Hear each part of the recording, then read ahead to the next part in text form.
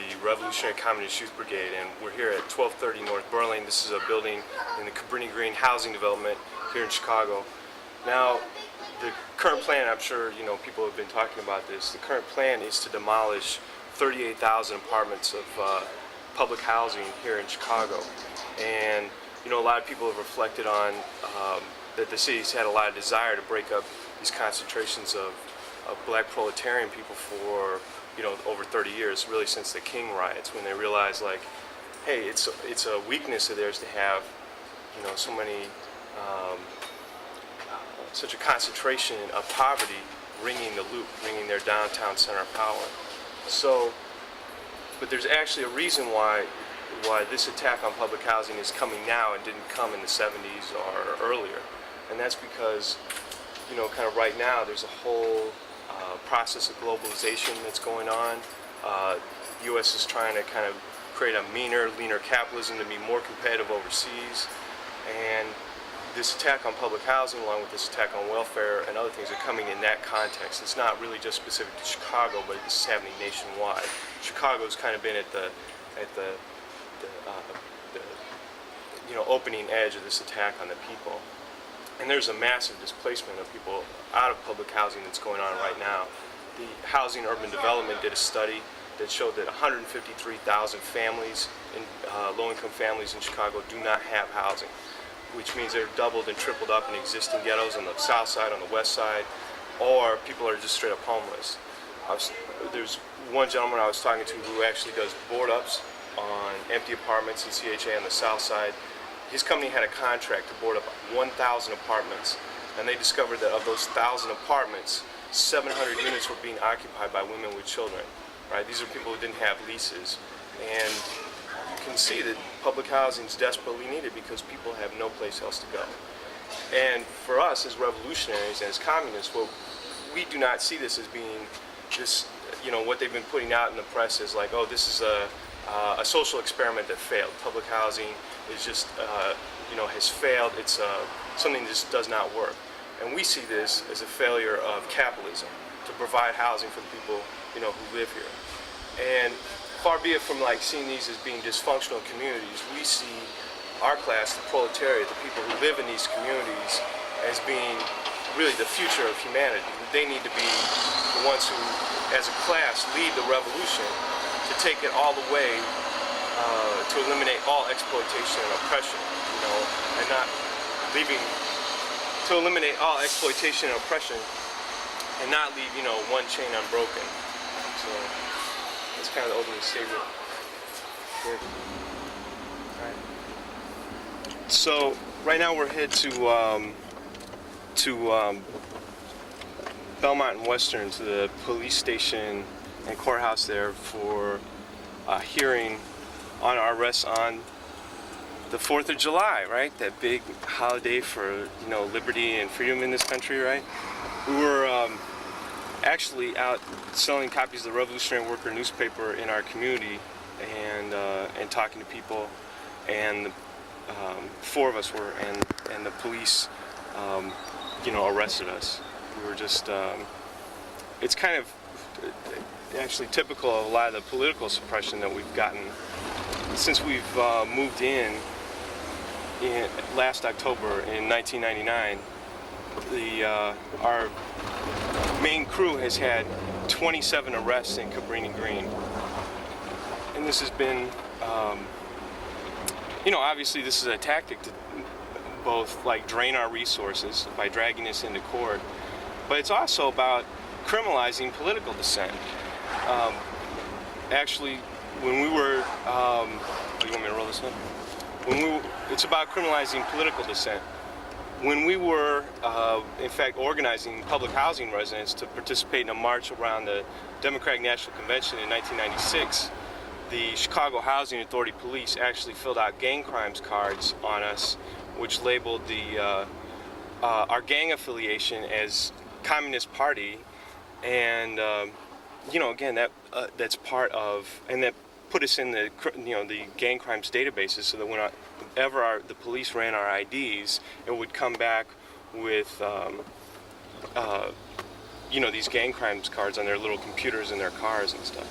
So That's another outrageous example of them like trying to, basically the state and the authorities trying to criminalize political opposition in, in a really overt way and stuff. So what kinds of things did they arrest you for? I mean, they have to give some premise as to why they're doing it. It's a lot of disorderly conduct cases. Typically, they get thrown out of court. It makes it very difficult for us to establish a legal challenge to them in their courtrooms. I mean, the whole thing. I mean, basically, our thing is that this is not a democracy at all, and I think it's more evident if you were living in a third world country or in our case, in a community like Cabrini Green, that the relative political freedom that people have in this country or in other communities is based on the incredible repression of the people on the bottom, and people who live in the third world. Can you explain that? Yeah, in Cabrini Green, it's not untypical for the police, to raid 30 or 40 apartments on one block. And, if this happened in any other community, people would say this is outrageous. There can be hundreds of arrests in the community in one evening. The police will do a sweep and arrest everyone they find out on the streets. And these are more the types of things that people see in third world countries. But like Cabrini Green is actually one of the 10 poorest communities in the entire country. And this repression is very bound up with trying to control what's a potentially explosive section of the population. And police continually, through beatings, through harassment, through threats, constantly underline, kind of like who's in charge.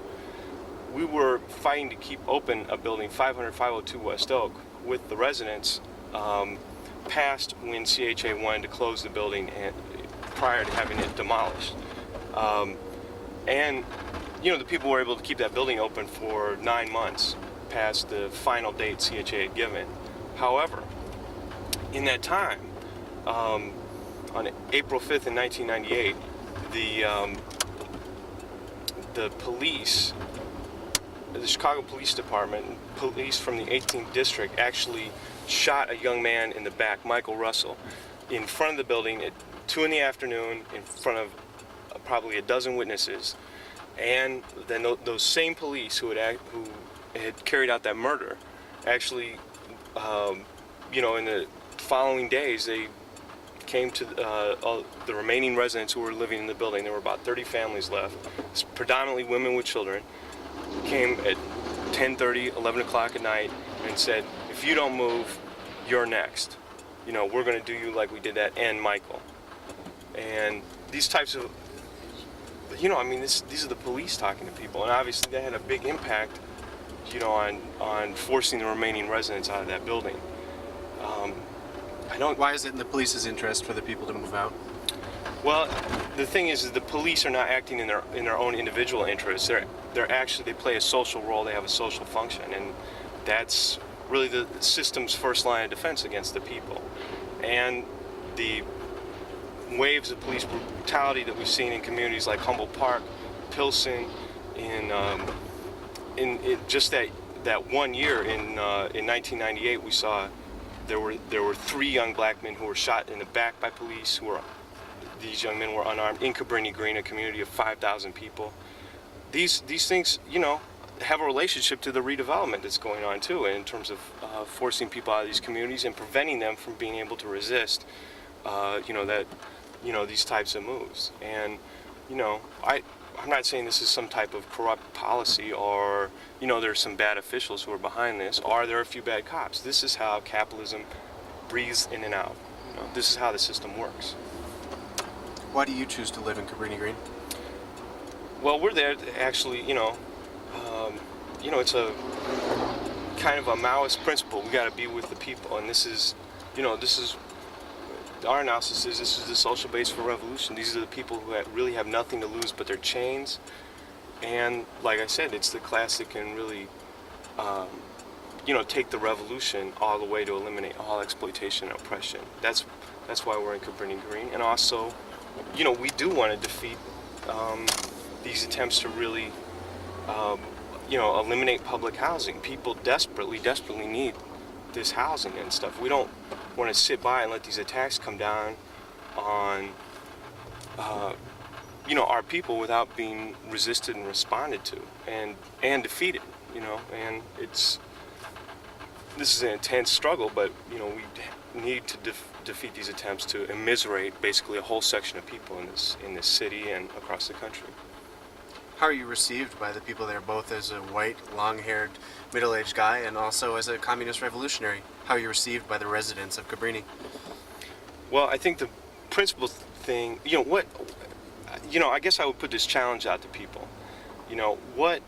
What's the basis of unity between white people and black proletarians who live in a community like Cabrini Green and stuff? The unity has to be based on standing with the people to fight displacement, dislocation, and discrimination. And it's kind of like, if you're not going to unite with people there on that, what is the basis of unity? It's not that people who live in Cabrini Green just hate white people generically. I think if as long as you're standing with them and supporting their struggles for to overcome oppression and stuff and resist this stuff, then of course you're welcomed in the community. I think that's got to be clear with people. And it's not just that. I know, if you read some of this stuff that the city's put out about wanting to have mixed income communities and wouldn't that really be better, et cetera, et cetera, even though they kind of sidestep the fact that they're talking about massively displacing most of the current residents of these communities, right? The overwhelmingly, it's what's going to be the character of these communities. It's not going to be possible for the people who are desperately poor to remain in them. Given the fact that this police brutality and these other things and people are discriminated against go on. And, I think a lot of people, have a desire, don't want to see, poor people live in substandard housing. They don't want to see these kinds of outrageous acts of brutality happen. They have an actual concern for people. And some of what, the ruling class is pumping out there actually kind of neutralizes middle class people for their program. They're like, well, we have to redevelop public housing because it's so terrible. And people want to see communities get integrated, and that's I can understand that. That's an admirable thing. It speaks to some loftier thing. There are a lot of people who are also moving in the community who want to make a quick buck off of real estate speculation too, but I don't think that mainly characterizes this stuff. So you've talked mostly about police brutality, but what about the conditions that exist totally separate from the police there? Yeah, we actually, let me find a place to park real quick. All right. I'll come back to that question, but tell me a little bit about what's going on here. What are you expecting to happen right now? Well, okay, we're going to go into court. This is our first hearing on the July 4th arrests. Where are we? We're close to Belmont and Western.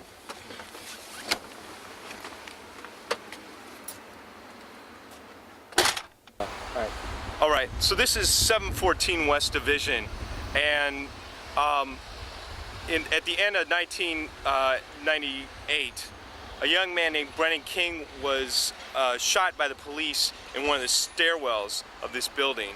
He was shot 9 times. One time all the way through his forearm because he had his hands up to the police. And he was shot 4 times in the small of his back. Shot 4 times in the small of his back. And we got this because the autopsy report was released to the family.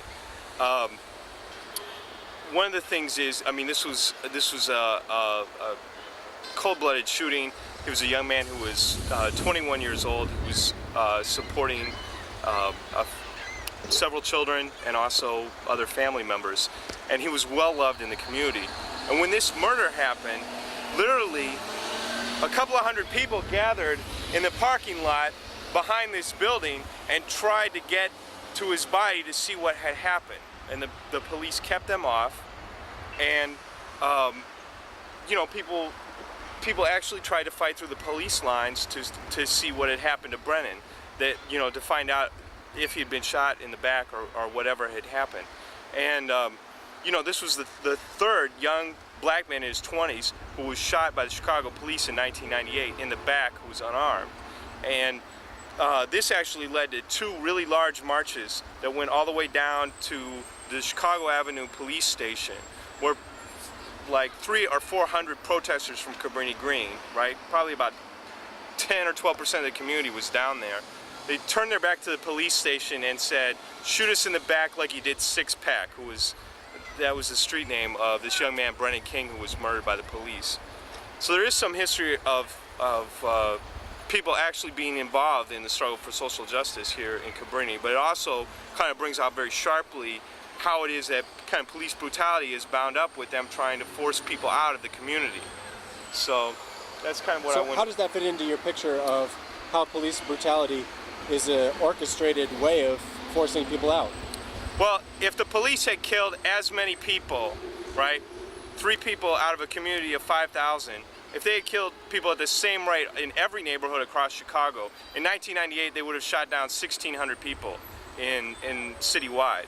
And the thing is that those police murders, along with the beatings and other types of police brutality that happen here in Cabrini Green, are concentrated here as part of, I guess, not only driving people out of the community, but controlling and keeping down, one of the most, really one of the 10 poorest communities in the whole country. So what are you saying? That the police chief said we need to go out and kill a couple people to create enough fear that people will listen to us?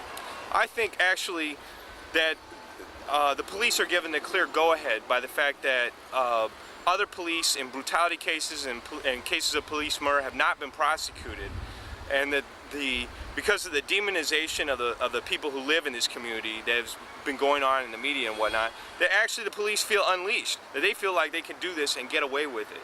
And the fact that this murder took place in a stairwell, that there were witnesses who heard Brennan King after the first 2 shots were fired say, "Don't kill me," and then there were the additional shots, which were the shots that he got in the back.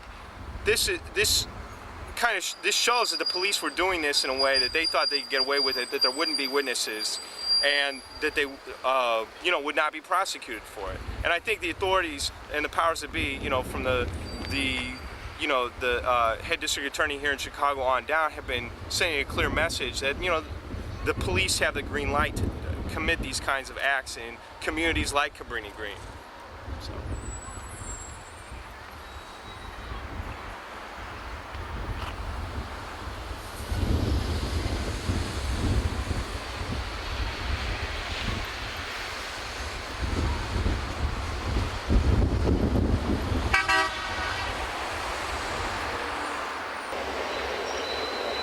Okay, so we're at 1150, 1160 North Sedgwick.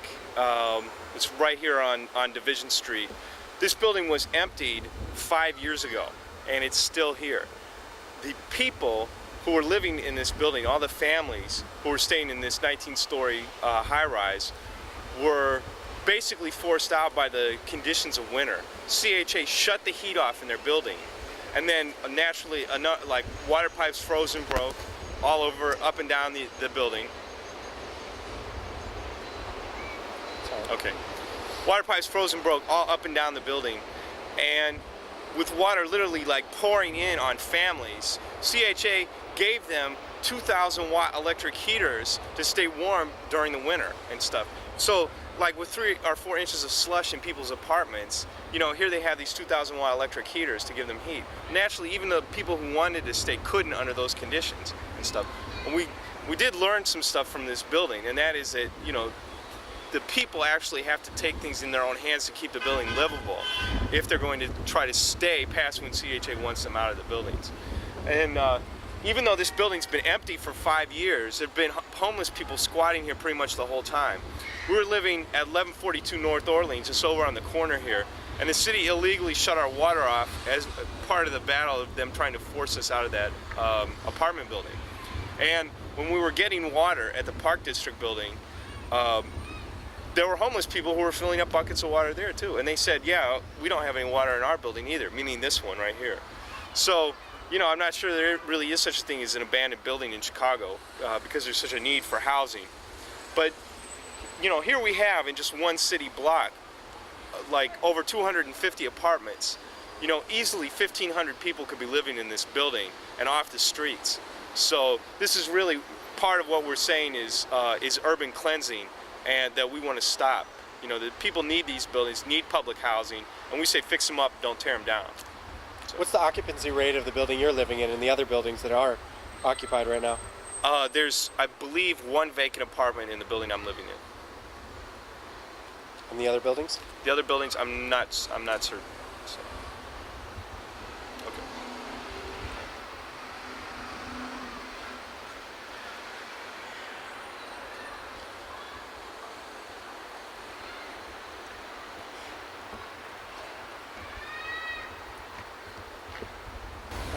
Okay, so right now we're on the corner of Division and Orleans, and this is where our three-flat apartment building was. It's a 100-year-old structure. It was built in 1888, and it was demolished on April 20th of last year by the city. The city had actually gotten $600,000 to turn this block, which included church, some small businesses like a Pakistani restaurant, dry cleaners, pizza place, some more apartments, and they had gotten this money from McLean, a big developer, to turn this into a park. So now we see this like mansion-like lawn out here where part of the community used to be.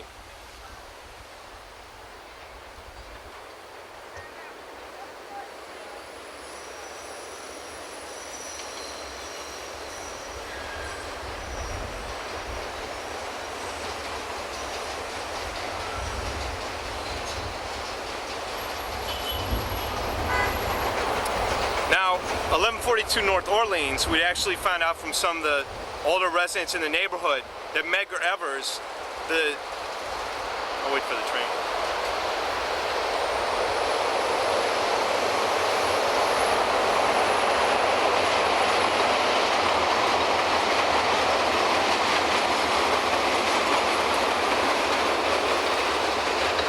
So we found out from a lot of the older residents in the neighborhood that Medgar Evers, the civil rights leader who was assassinated in Mississippi in 1963, actually spent some of the summers in the late 50s and very early 60s here at 1142 North Orleans. And he had actually helped in some of the people who were organizing to desegregate the community at that time and stuff. And people remembered him hanging out on the porch talking to them, like during the summers and stuff. He'd come up from Mississippi. So, and actually one of the former heads of the Black Studies Department at UNC Chapel Hill had filed for historical site status for the building, but the city demolished it anyway, even though it was like literally hundreds of people had from the community had written petitions demanding that the building be saved and actually incorporated into the park. So what is right or wrong with what they have created here now in this space?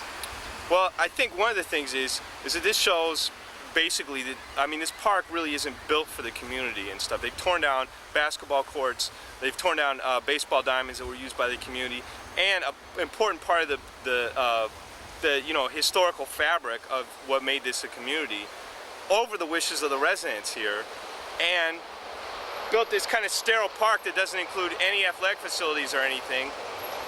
On the other side of that, there's basketball courts and baseball, no? There are, but when we were fighting in court to keep the building from being demolished and stuff, they had all these elaborate plans which showed like much more in the way of athletic facilities that were going to be here. And some of the people on the park local advisory council here had been promised office space and new offices that were going to be built here for them. But none of that's materialized. You know, this is kind of like a border area. There's for the four community. basketball courts and a huge baseball field over there. Yeah, those were there already. So what is it in addition to those that you're saying they didn't follow through on? In addition to that, I mean, there were additional basketball courts that they were going to have here.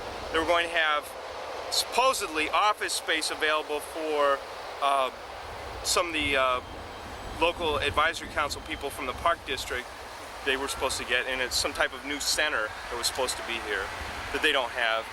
And also they totally you know, rode roughshod over the wishes of the people of the community who wanted, including the local advisory council of the park district here, to have 1142 North Orleans made into a museum that would serve the community as part of basically upholding the civil rights struggle. So, you know, that stuff has all been taken away. This lawn is kind of more or less serves as kind of like a border area, and I mean, it basically looks like it fell out of the sky onto this block. A border between what and what? A border between what's basically, you know, a different section of people, you know, basically upper middle class and you know, middle class professional people, and the, you know, people who've been forced to the bottom of this society who live in Cabrini Green. And it's kind of like an announcement that, like, well, this is the welcome mat. You know, it's safe to move into the community now. Now, I'm not blaming middle-class people who are moving into the community, even though some of them are, like, clearly moving in to, like, make money off of some real estate speculation. But the main thing is, it's developers who actually are making this stuff happen. You know, I mean, this is one of those things that kind of brings that class thing out very sharply. You know, and whose city is it? The people in the community didn't get to decide what's going to be on this block. The developers did.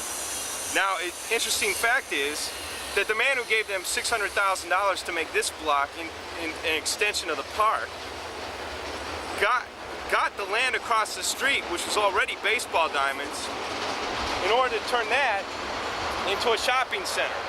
Now, this block across the street used to be Cooley High, which is the neighborhood high school. Now, when Near North High School was open, you know, the city swore up and down that they needed this block for baseball diamonds for athletic fields for the students at Near North High School. So the community agreed to let the high school be demolished. Now, and this was dedicated to Rachel Carson. They had Rachel Carson Field here for a number of years. But basically it was land banking on the city's part. You know, the developer gave them hundreds of thousands of dollars. He gets the baseball diamonds that used to be the high school to build another shopping center. And he already, I'll show this to you in a second, he already has built a shopping center across the street on what also used to be basketball courts.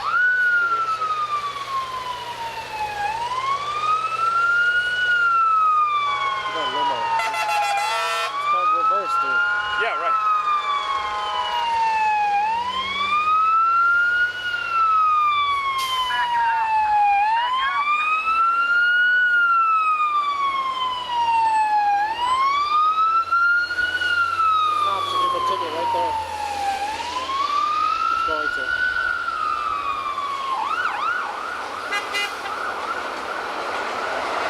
So the space behind you, this is going to be turned into an extension of this shopping center? Right, by the same developer. And like I said, these were baseball diamonds that were available for the students at Near North High School, which is also scheduled to be demolished. It was built in 1980, and it's going to be demolished as part of the redevelopment of the community, and townhouses are going to be built over there. So let me ask you, look at this park right now, and who is using this park except for all what looks like young black people? I understand, but part of the thing is there's been a whole struggle that's already happened here, right? There were hundreds of people who were signing these petitions in the community demanding that 1142 North Orleans not be demolished. There were daily demonstrations in front of the building after our lease ran out in that building, which dozens of people were at. You know, people went to the Park District, demanded the building not be torn down. The local advisory council of the Park District here asked that it be turned into a museum. You know, people filed for it to be made into people filed for historic site status for the building. You know, in terms of the use of this park, now that it's been made, we look at it, and right now, as we are standing here, it's being used by young black folks, little kids who are black, not by the white people that you're claiming that the park was made to serve as a border for. But the thing is, it's like, it's the perception, it's the welcome mat for the developers. But also, this park itself is here because that park is not. That the park that people used to use in the community to play their baseball games on all the time is gone, you know? And this park is not a replacement for those baseball diamonds. The baseball diamonds that were over there were already there, you know? The people haven't gained anything in the community. The developers have gotten over with what they want to suit, you know, themselves and their needs. You know, now this park happens to be here and people happen to be using it, but it's not what people in the community demanded the city to be here. You know, but the people who had the money, the $600,000 that the city got to do this, you know, got to say what happened here, and the people didn't. And that's kind of the point I'm making. You know?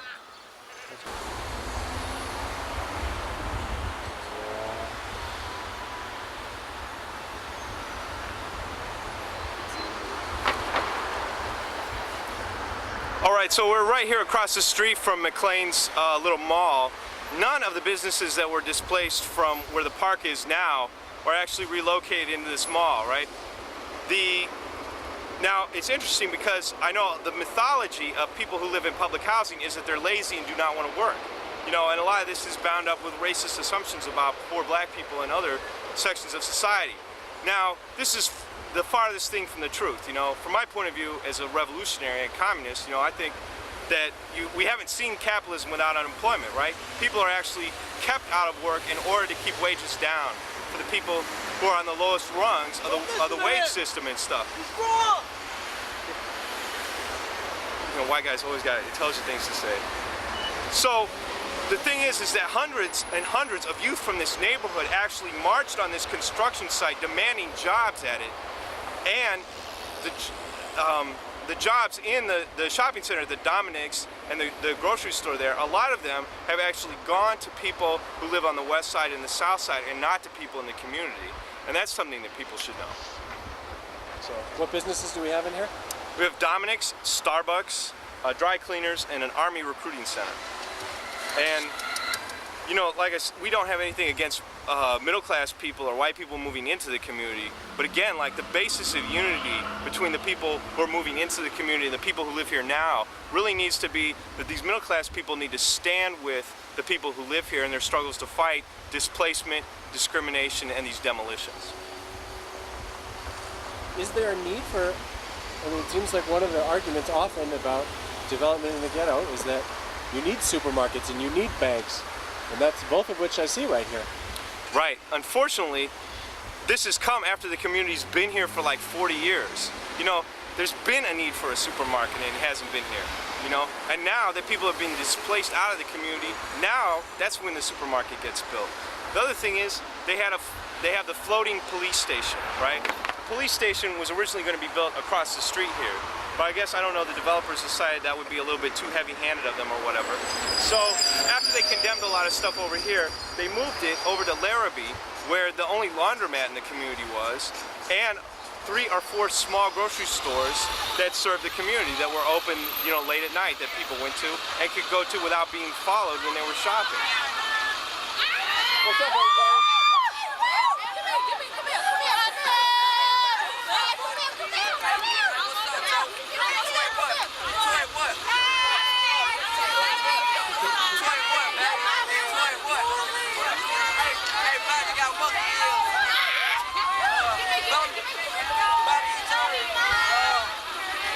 My friend Bobby Gay,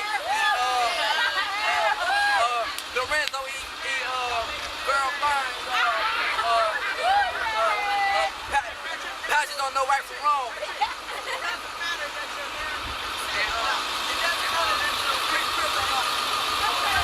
So let me ask you, it seems like you can't have your cake and eat it too. You can't complain that the community needs it, and then when they build it, say, oh, we needed it forever. So is there a positive side to this? I mean, there's a supermarket right there in the bank. What is the downside to that? Well, the thing is again, it's coming as part of this process of urban cleansing, and part of it, what's hidden behind the new facade of this Dominic's and this parking lot and stuff is that people weren't given jobs building it. Public money was used in the construction. People are being displaced out of the community. Already we see that a neighborhood that used to have over 28,000 people in it is now down to around 6,000 or 7,000 people, and the surrounding community, which has been historically black for decades, right? Where we actually went out and talked to people when we were building support for our struggle to keep 1142 North Orleans open. We found that a handful of remaining black owners who were in the community who could not get loans to fix their building up. I mean, this same thing had happened with the owner of our building who was forced to sell to the city. You know, they could not get loans to fix their buildings up, But like first-time homeowners, first-time home buyers, predominantly young white couples are being given loans to move into the community. So that's kind of this story about this. I don't think anyone is against there being, a grocery store in a community that hasn't had one for 40 years. But, at the same time, it's been the displacement of small businesses that were in this community and survived for decades, and at a time when people overwhelmingly are being moved out. All right, you on? Yeah, talk loud. All right, well, it's like I stay in the community, I stay in Cabrini Green, and we've been going through a lot of problems lately. We're trying to keep things together as far as our community, because it's been a lot of urban cleansing out here, and it's kind of hard for us to try to stop it because people up in high places been making decisions without really trying to find out what's going on and what's needed to keep these buildings and keep the community going. They more focusing on how they can, build more money off of putting more things out here, and sending us out to the suburbs, I guess bottom line is, so they can have this downtown area. And it seemed kind of selfish to me, that they would overlook people's lives that they already been leading, like, as they did with the Larrabee Street. They took the grocery stores, the laundromat, and then now they putting the police station right there. Over here, they took people out of their apartments to put a park right here, and I figured that what they could have did is talk to the community to try to find out more about what we needed as far as, our buildings being remodeled, our, different systems being put in, to keep the building going, instead of putting so much money into tearing them down and getting rid of them so soon. Because, it's a lot of families that been here since great-grandmothers, great-great-grandmothers, and now it seems like we're kind of powerless because we already draw together as a mass amount of people and tried to protest it and tried to talk to who we could, write who we could about it, but it seems like bottom line is get out. I've been knowing you for a long time, man, right? Yeah. So like, in the time I've been knowing you, has like police brutality in the community been getting like less of it happening or more of it happening? I think the brutality, it kind of weighs out over periods of time with, I guess, the people that they bring into this community, because some of the officers that they bring over here, I guess, was trouble officers from other places.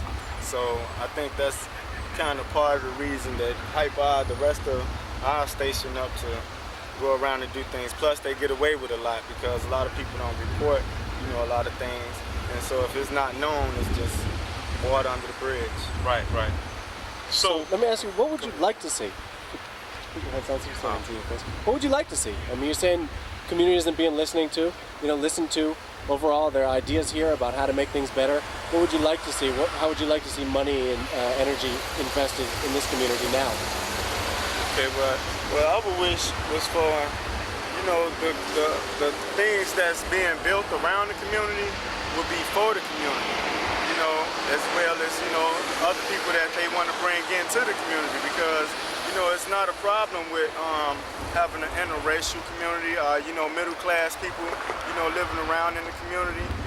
It's not a problem, but it seems like they don't want that to take place. They would rather try to eliminate us, not even knowing if we're a problem or not, to what's going on. I figure that they should put they made grocery stores and stuff around in the community, now that's close for us to get to, but it's not for us.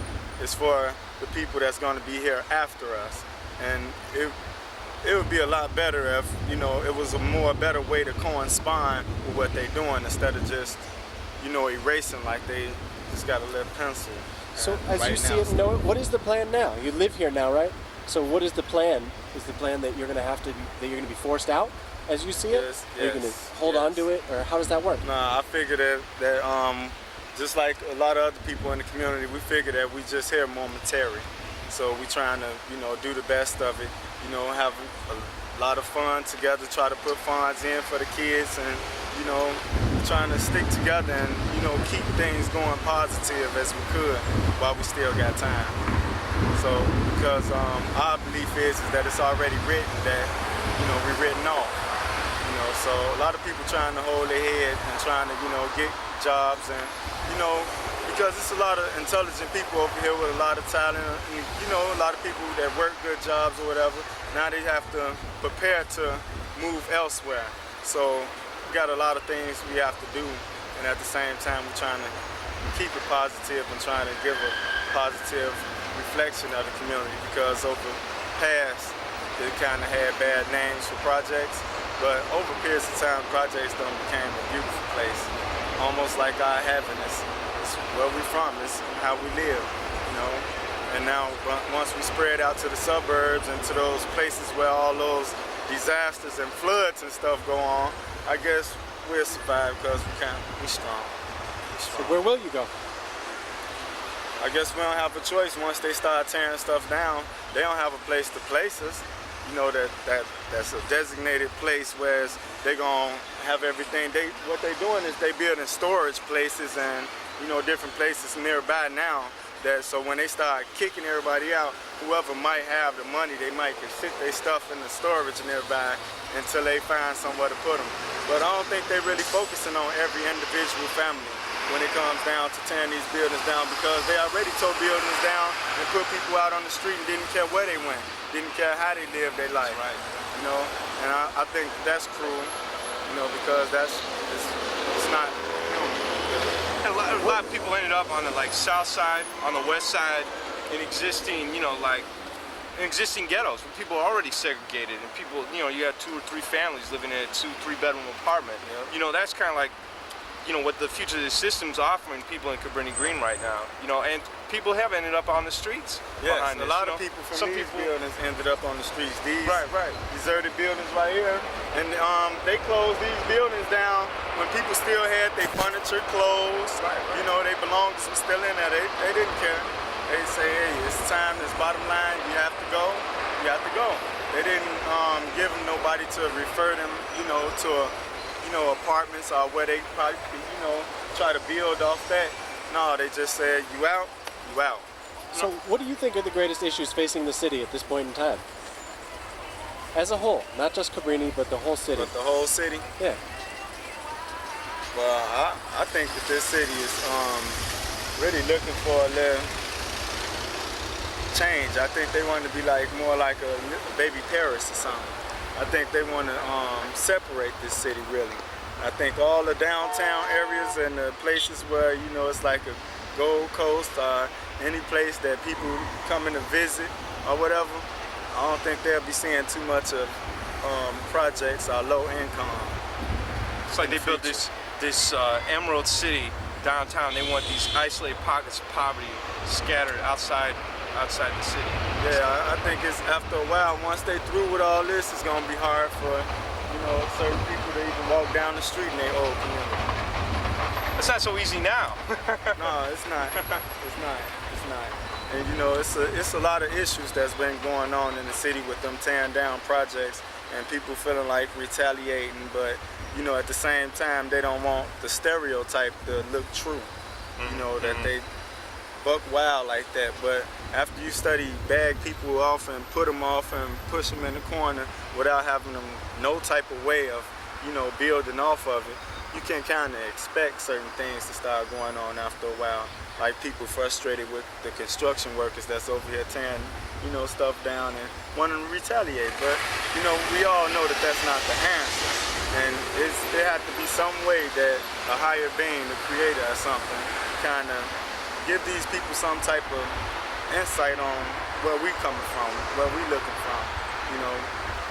I don't know what they thinking down in Washington or whether they care or not, but I think they should look more deeper into it and get with these people that's in power over here, instead of feeling that when they see them it's a nuisance, or when they hear of them it's a nuisance. Here comes another problem. In order to make the city better, you're gonna have to deal with those type of issues. And I figured that if you give people in the community what they need, you wouldn't have too many problems. Like they was decorating the outsides of our buildings before they started tearing them down. All the money they put on that, they could have put on the plumbing, the electricity, the things that, Yeah, that the building needed. Instead of fixing the outside, make it look pretty for the people that's driving by. And then once the outside gets corrupt, then they say, oh, the whole building is, you know, just a disaster. I figured that if, you know, that it's a better way to go about doing it. If they would have did it like that, you know, a lot of these buildings would still be okay. And the common sense is to work on the inside, you know, to get things together before you decorate the outside. So it's all like a... What's your dream? My dream? I want to become a public speaker and / rapper. You working on some rhymes lately? Yeah. Good. You want to lay one down right here? No problem, no problem. This like a brainstorm. This is, you know, just something that just comes off the top of my head. I just manifest, okay? I never try to be looked at as an idol.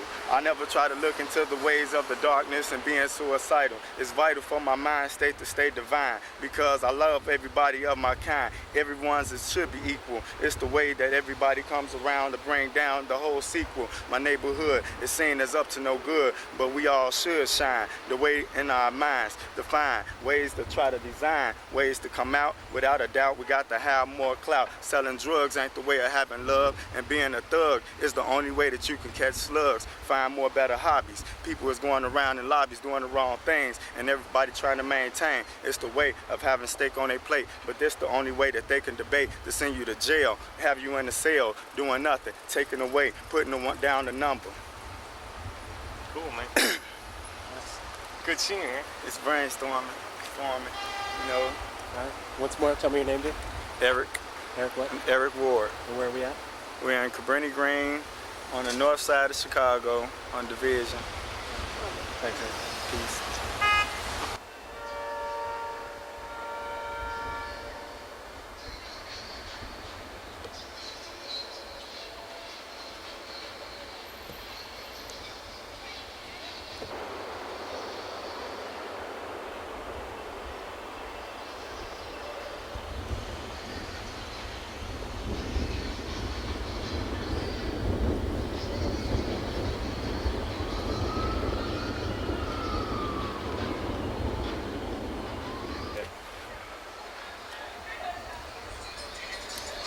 These are some of the bullet holes from when Michael Russell was shot. He was shot April 5th of 1998, right here at this building. And the police, actually 2 police, emptied their revolvers at him as he ran into the lobby. And then he was shot in the back in the lobby, and was allowed to bleed to death. Police waved on an ambulance that came. Residents were kept out of the lobby by the police, but people heard him, you know, moaning and groaning, and unfortunately they weren't able to save his life. And like I said, the police waved on the ambulance. When they brought his body out, they dragged it out in a body bag, allowing it to, like, his head to hit the steps on the way out. And people were very enraged by this and wanted to march on the 18th district, but unfortunately people from the community didn't really come out. And the cop who actually did the murder went around to, at that time, people had been staying in this building 9 months past when CHA wanted the building closed, and they had kept the building open through the winter. They were not driven out by the conditions because they got organized and were actually doing fix-up days on the weekends to keep the building in condition so they could stay here. And 30 families were left in April of 98 who had stayed the whole time through the winter, and predominantly women with children. And you know, they were keeping the building secure, they were keeping the empty apartments boarded up. The cop who murdered Michael Russell went around to a number of these women. I think I described this to you before. He went around to a number of these women after 10 at night and told them that if they didn't move, that they would be next, and that he would do them like he did that in Michael. You know, and that played a big part in terms of actually forcing people out of this building.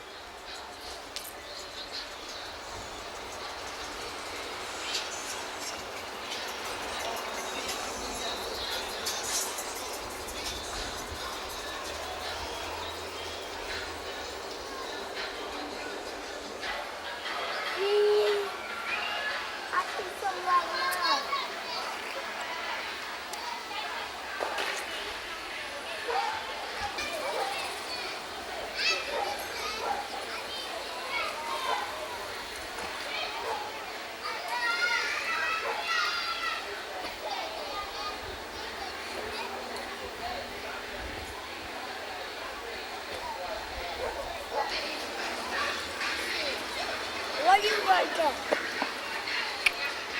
He's on his bed. He just takes over.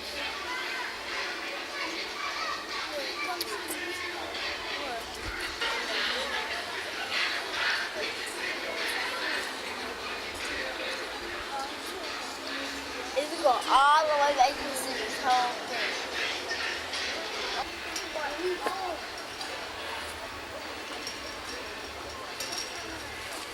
It says, men of Cabrini must stop the violence, lack of knowledge, drugs, and disobeying our God.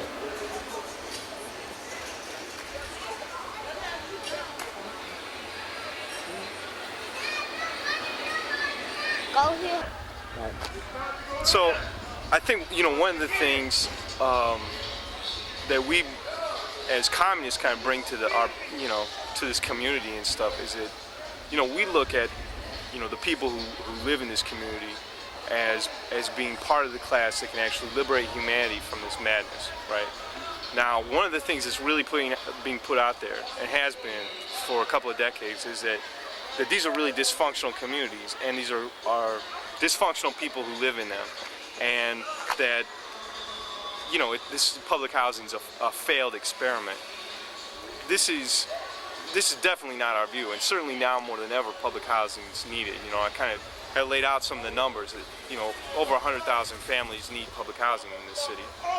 But one thing is that one of the ways people are actually able to survive having so little income and stuff is that people have kind of like developed some collective forms to try to deal with the problems that they face. And a lot of the problems that people face are collective problems. They actually are coming from this system. The drug abuse, because people are hopeless and they don't see a future or a way out. The fact that people, even though they might understand that they need organization in order to survive in a community like this, capitalism kind of sets the terms. You have gangs set up around making money and around defending turf. And what's that except capitalism? But being a communist, we're actually taking our ideology home to the proletariat, the propertyless class, and this is where these summed up lessons that are Marxism, right, actually came from people just like the people who live in Cabrini Green and these communities. And like I said, this does not show these communities aren't dysfunctional in the sense that the press might say. These communities don't show the failure of public housing; they show the failure of capitalism. And like I said, we see the people who live in communities like these, and also in the barrios and other communities of oppressed people, as being, the liberators of humanity, people who can actually take a revolution in this country all the way to eliminate all exploitation and oppression. They have the most understanding of how this system actually does work and affects the people on the bottom. So it's kind of my little spiel on that. I mean, that's a key point, actually. And it took until the last century for people to figure that out, how to deal with it.